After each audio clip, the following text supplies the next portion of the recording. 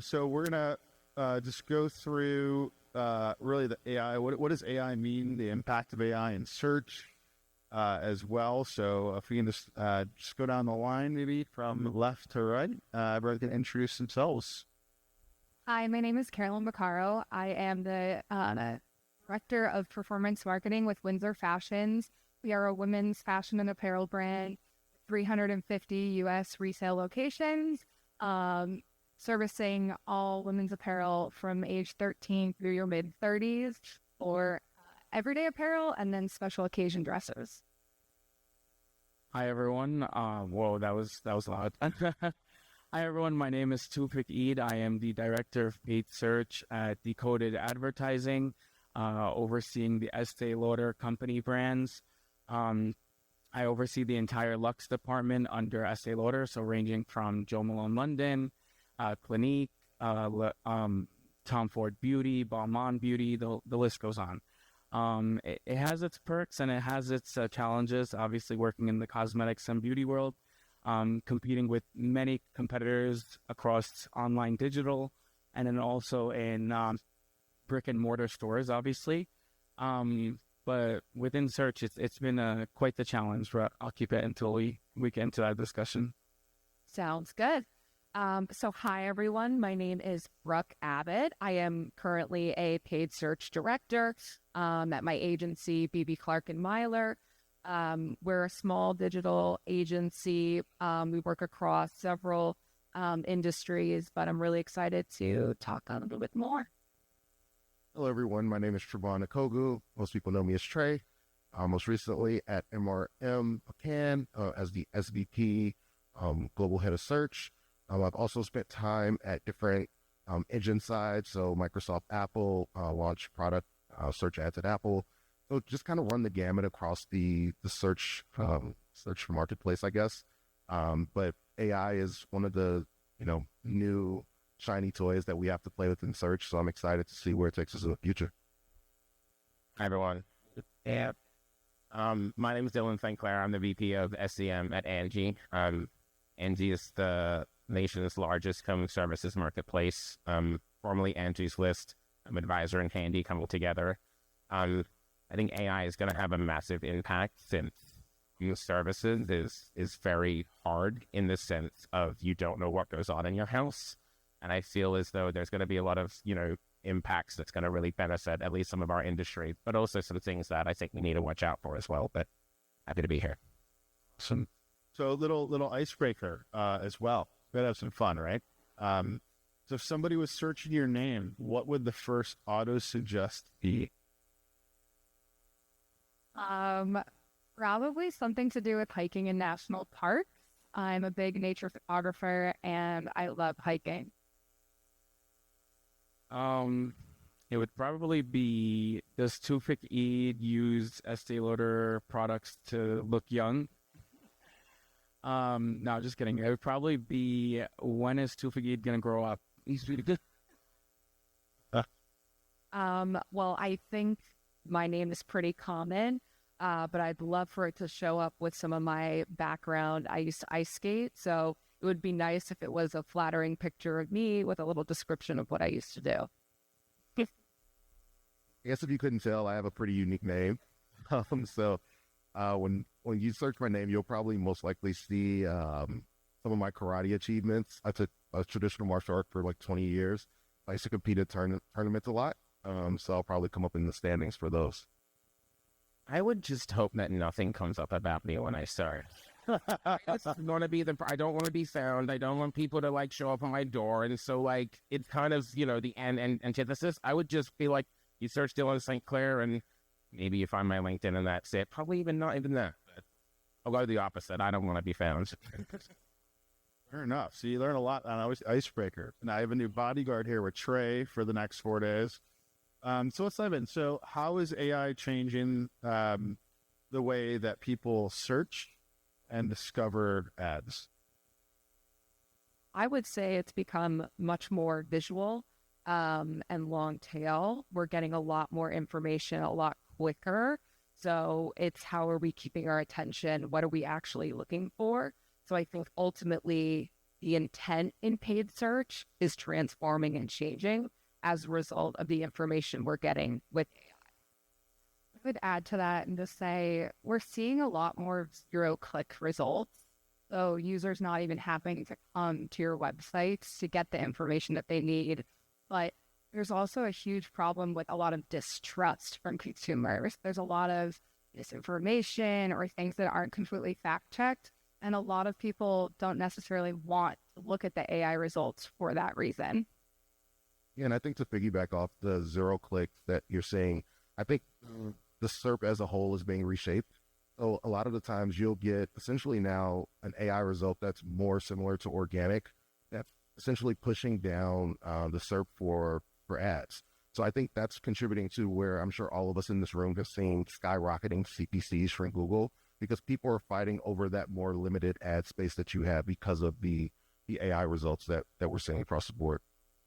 I also just need to work out where this needs to be. I think it's also, you're getting a lot of information in the AI and it's not exactly vetted too. I mean, we've all seen the ones where it says a pregnant person can smoke 2 cigarettes a day, when clearly that's not the case.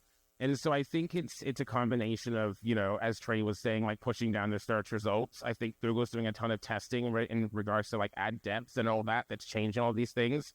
I think it's going to be interesting, you know, now Google is allowing ads within the AI space. Like, how much does that just get manipulated in the AI summaries and whatnot? Because, again, it's just not that trustworthy when, you know, with search there. And again, they're refining and improving it, but I think the holes there just, you know, expose a lot of distrust.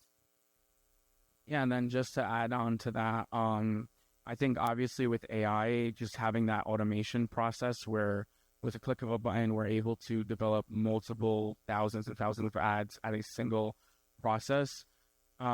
With that comes, obviously that's a good thing, but also with that comes, how are we being authentic to consumers as a brand? How are we reaching them at the right moment, in the right time, with the right messaging? And then obviously, there's this trust issue that's, you know, taking place in, are we being authentic with the consumer? Are we not being authentic? How are we not standing out, and not as organic search, so to say, but in the sense of like, hey, we're here to promote the brand from a top level perspective. They're talking about just you know, real AI and practicality, how it works in each of our businesses. Like, we've had AI in place for over 15 years, and the different aspects of it. But would love maybe, Carolyn, we can just go down the line and give some specific examples of how are we using AI today in our everyday businesses. As much as humanly possible. We are leveraging AI in one of our SEO optimizations. Almost every piece of content on our website is originally being generated by AI at this point, and then edited by humans. Almost all of our test variation within advertising also being touched upon by AI. And then there's the internal processes that we're trying to use AI to efficiencies to help us produce more faster. And then from my perspective, I haven't tested any AI specifically with the brands that I work on, just for legal reasons. However, we started pitching to clients based on how we could optimize our PMAX campaigns through AI, where we're able to develop video assets, different types of image assets through AI automatically for the brand without having to wait for clients to provide us with certain asset sizes, certain assets that pertain to a certain targeted segment audience, but rather just relying on the fact that AI is able to develop that based on behavioral learnings within the account and serving it to the right consumer at the right time. Yeah, and so kind of to my first point, we kind of recognize that imagery, visuals are becoming much more important in not only search, but, you know, everywhere. So our agency has worked really hard to kind of curate a tool that works for like pre-launch imagery testing. So it uses a combination of, you know, visual computer generated insights on, you know, how does, you know, the AI respond to the content, the font, the look, because some of our clients don't have a lot of money to put towards, a single creative and they need to learn quickly. So this kind of allows us to get everything like tested beforehand and putting it into market in an efficient way, keeping those learnings and moving forward on that. But again, efficiencies on the day-to-day, that's always a big place. But I think from our standpoint, from what I use on a daily basis, it helps me a lot with kind of curating this mindset. With my teams, the biggest thing that we've really been using AI for is for scale, right? So like being able to use various GPTs to, build out example campaigns, and then using the human element to add on to that, right? Whether it be keyword research, long tail keyword research, different headlines, which also feeds into different testing that you want to do. I think AI, the way that I've really looked at it, is just another tool within the toolbox to help us achieve our ultimate goal of, testing and growing the programs efficiently. Yeah, I definitely agree with what Trey just said there, in the sense of just, improving ad copy, just trying to improve a lot of the day-to-day things. I think on our side, as I mentioned before, like owning a home is kind of daunting, and when something goes wrong, you don't know a lot. Trying to use AI to understand that when you have something wrong with your roof, for example, to say, this person's in Chicago. Chicago has, 80% flat roofs within this zip code. Therefore, we can get the right pro to do that kind of thing. And I think that, when I've had an HVAC guy come to my house that asked where the condenser was, and I showed him the HVAC system. He's like, that's not the condenser. And I'm like, well, if I knew where it was, you wouldn't be here. And so, like, how do we do some of those things to make it easier? How do we make sure that we're getting people in touch with the right thing? Because a lot of it doesn't make sense. Like, when your sprinklers break, you need a plumber. You don't need a lawn service, but people would go through the lawn service path to do that. And I think it's correcting a lot of those easy mistakes, but in a sense, it's really hard to go through on a one-by-one basis and do that. I think AI that's where we're focusing it on. I think the marketing aspect will come later, but we feel as though getting the customer, to get the job done well is the most important thing in our minds. And I would just kind of add on to that. I think we've also seen that it's super helpful in like fleshing out the understanding of our customers, because sometimes we can only think so much, and so putting some ideas through an AI, a ChatGPT, can kind of surface something different, and it can kind of break the bias that you might already hold, and just kind of put out something different, and you as the human can say, no, that's wrong, but it opens the door to different thoughts. So there's a lot of money being thrown around with AI, right? As far as talent, as far as product development. There's a company that's not in this room that just brought on board and spent over $2.5 billion for a single employee. Does anyone in this room have a $2 billion employee at their company? No? Billion? No? Okay. Right. So again, it's ridiculous money, but at the end of the day, again, it's how do we use talent that we have to really enhance it, right, or bring new talent on as well. Also, it really talks about really ethics, right, and data integrity with AI and the presentation layer of that. So I'd love to understand too the biggest challenges that people are facing in terms of data, as well as ethics with AI.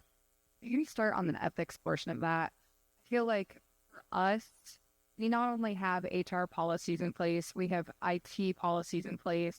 There are rules about what our inputs are allowed to be for us to actually generate the correct outputs for our content on site. Because as a brand, we can't infringe on content that's been written by another brand, on content that's been written by another writer. We're producing not only product descriptions, but blog articles and social media content through these platforms. And so there are a lot of different ethical elements for that kind of legal ramifications that are the backlash of utilizing tools. I know there's many different ethical issues. I'm pretty sure everybody could agree. But for me, I think the main two is obviously one, privacy concerns. Being the fact that, AI is generating copy based on your behavior. It's pretty scary because you're being monitored at all times, and just not knowing that, whatever you do on the internet is actually being, sold to companies to develop those AI content. So that's obviously one. But number two is just, the copy, one, not being so authentic to the brand, but rather being in some cases biased or in the sense of discrimination. Obviously, I'm an Arab American, so my people, we love to bargain for sales. So just imagine seeing an ad about like the cheapest deal you could get, just click here. You're not going to find a better deal in this, but just having that capability where it's not in the sense of just being so generic, more authentic to the brand, and then at the same time not being biased, not being discriminatory, in the sense of where the consumer is shopping in the industry specifically, and for whatever product, for whatever service. Yeah. So I feel, there's like a social component that I care deeply about, just the cost of using AI. I think about that a lot, how it can, drain so much energy, so many resources, it costs a lot of money. But, in terms of my job, I think what I'm seeing is it just requires a lot more transparency and thought. And so there are the benefits of scale, but it is coming down to that like human perspective and what are those safeguards. And for us, being a small agency, we do have the ability to kind of lay the ground rules with our clients, like what is our optimization and our flow utilizing those tools. But I think it's really just, it's a function of how do you communicate and how do you utilize it in a way that's, ensuring the safety, but, on the terms of your brand. And I think just to follow up on what everyone else is saying in terms of the lack of transparency, I think that then goes into how then we're placed into like a feedback loop, right? So like we're in a feedback loop that we're not even necessarily aware of, and how dangerous that can become, right? So the same way, you were just mentioning about like being Arab American and getting like all the, this is the cheapest deal that you can get. It's like, why is every time I search something, I'm getting like this is the cheapest you can get messaging, So just the lack of transparency around how we're coming up with the content that we're getting fed, I think that's something to be aware of as we move forward. Maybe just to hop in, I think your point on the, like what is the content that AI is surfacing? I still think back to maybe in like the beginning stages of when it was like not the biggest thing to talk about, was the example of someone searching for, a doctor, like what are doctors near me? Or it was some type of tool. And it was talking about only male doctors. It didn't consider that there are female doctors. So it's all about, I think, the input and the output, and what is being input does take a lot of smart, thoughtful, like to feed the machine learning algorithm itself. Yeah, I think I've read a book, I'm reading a book called The Big Nine. It's about the big 9 companies and their AI influences in tech. 6 American, 3 Chinese. The American ones, Facebook, Apple, Google, blah, blah, blah. The Chinese ones, Baidu, Tencent, and Alibaba. American AI is very driven towards solving business problems. And it's inherently driven by the developers and the programmers and the managers that drive it. American AI is inherently kind of racist. Chinese AI is there to benefit society in the sense that they're building things so you can find your train easier. You're building things so you can like rank people and all that. I'm not saying it's good or bad. And I think that, as Brooke was saying, it's all about the input. It's all about the information you give it. It's also about how you build it. And I think that's where it's going to come down to is, AI is being driven by American companies and Chinese companies. And I think it's going to be interesting how we being American, have driven it for like business purposes. And the way we talk about it now is all about business, all about efficiencies. Like Brooke was the only one to bring up about the immense energy drain it contains too. And so I think we're at this point where what is the future of AI? And we're already talking about it in search, but if you think about it like, in a more macro aspect, it kind of becomes, I don't want to say daunting, but it's interesting how it's driven from where it started from. So thinking of the future then, to play off that as well, Dylan. So, and the question for all the panelists, 5 years from now, again, what are the biggest trends you see to shape the future of search?